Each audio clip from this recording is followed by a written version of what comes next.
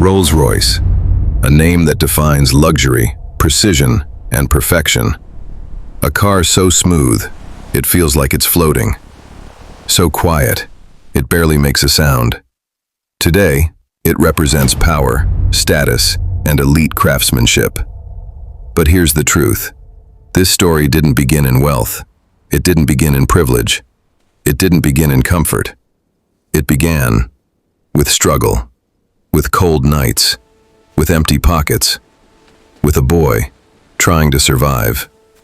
Before Rolls-Royce became a symbol of luxury, it was the dream of a man who had nothing. This is the incredible story of Henry Royce.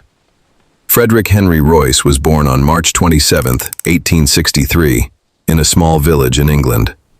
It was quiet, simple, and unforgiving. His family was poor.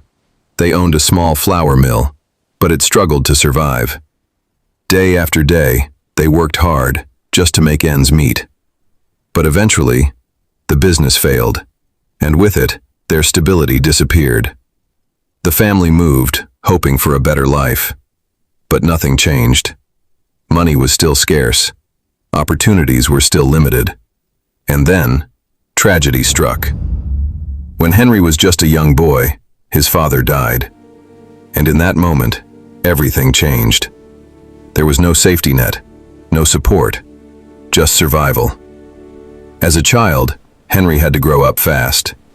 He sold newspapers in the streets, walking miles in the cold. He delivered telegrams through rain and darkness. He took any job he could find, not for success, but simply to eat. Many nights, he went to sleep hungry.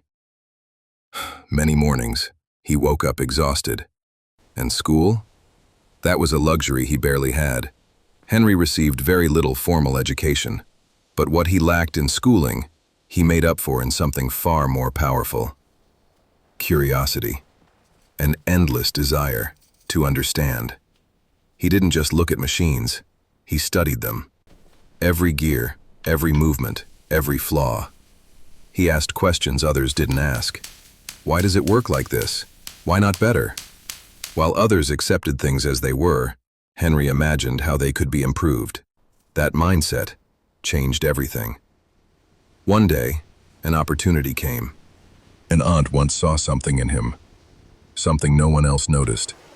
She helped him get an apprenticeship at the Great Northern Railway Company.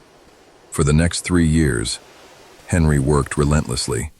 Days in the factory, nights with books. He taught himself carpentry, mathematics, and electronics. By the age of 17, he wasn't just learning anymore. He had become a complete mechanic. At 21, Henry was already working as an engineer. But then, the company began to collapse. Offers came in from everywhere.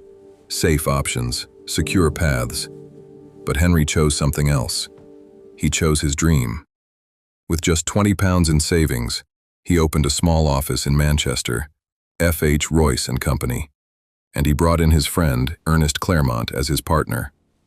In the beginning, they did whatever it took to survive, repairing sewing machines, installing electrical fittings, anything that paid the bills. But then, they noticed something.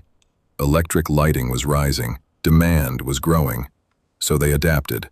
They started making arc lamps, bulb holders, electric doorbells, and slowly, the business began to take off. By 1900, their sales had crossed £20,000. Plans for a larger factory were underway.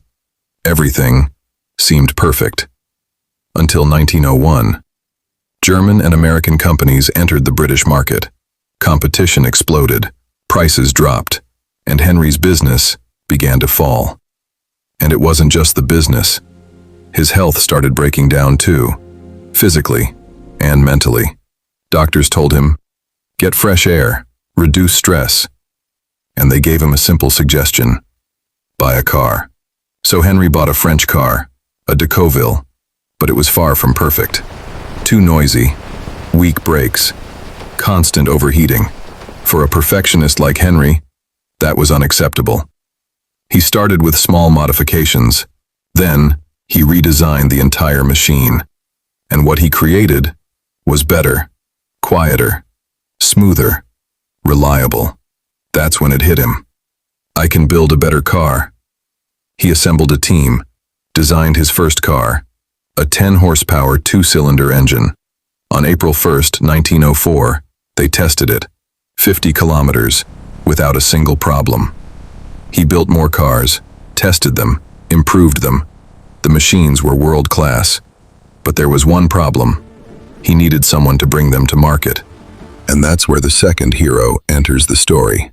Charles Rolls, a passionate motorist, a successful businessman, and a man searching for one thing, the perfect British car. When he saw Henry's cars at an exhibition, he was stunned. He reportedly said, "This is the work of the greatest engineer I've ever seen." The two partnered, and together they created a name that would define luxury forever, Rolls-Royce. In March 1906, Rolls-Royce Limited was officially founded. They entered races, including the Isle of Man Tourist Trophy, and they won. They broke speed records, but all of that was just the beginning. Because later that year, they introduced something extraordinary, a 40/50 horsepower six-cylinder machine, finished in silver. So smooth, so silent, it felt almost supernatural, like a ghost. And that's how it earned its name, the Silver Ghost. To prove its reliability, they pushed it to the extreme. The car completed endurance trials of over 14,000 miles, with almost no mechanical failure. Day and night, it kept going. And then came a simple demonstration, a coin placed on the engine while the car was running. It barely moved, a perfect symbol of smoothness and precision. Very quickly, the Silver Ghost became the car of choice for royalty, for world leaders, for those who demanded nothing but perfection. The partnership was a masterstroke. But then, tragedy struck. Charles Rolls had another passion, aviation. On July 12, 1910, during a flight in a Wright aircraft, the tail failed mid-air. The plane crashed. And at just 32 years old, Charles Rolls was gone. He became Britain's first fatality in a powered aircraft accident. The loss hit Henry Royce deeply, and soon after, his own health began to fail. He was diagnosed with a serious illness. Doctors gave him little time. But Henry didn't give up. He underwent surgery, and against all odds, he recovered. And when he returned, he did what he always did best. He improved. He refined the Silver Ghost, better ground clearance, stronger chassis, improved suspension, always chasing perfection. At the time, car owners often placed random mascots on their vehicles, some of which damaged the brand's image. So Rolls-Royce created its own symbol, the Spirit of Ecstasy, inspired by Eleanor Thornton, a graceful figure leaning forward into the wind, a symbol of speed, elegance, and freedom.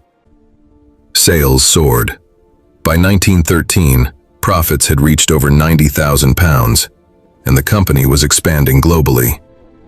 Then came World War I. The economy collapsed. Luxury car sales dropped to almost zero. Many believed the company wouldn't survive. But Henry adapted. Rolls-Royce began producing armored vehicles based on their reliable chassis, used in desert campaigns, reconnaissance missions, even ambulance variants that saved countless lives. At the same time, Britain needed aircraft engines, and Henry stepped in. In 1915, they introduced the Eagle engine. Light, reliable, powerful. The British military placed massive orders. Soon came more: the Hawk, the Falcon, the Condor. These engines gave Britain a critical advantage in the air. After the war, they introduced a smaller car, the 20-horsepower model. But it didn't achieve the same success. By the mid-1920s, competition was rising. Brands like Bentley and Cadillac were pushing hard. So Rolls-Royce responded with something new. The Phantom, more powerful, more refined, equipped with advanced braking. And once again, Rolls-Royce reclaimed its throne as the king of luxury. In 1931, they acquired Bentley and reshaped it into another icon of performance and prestige.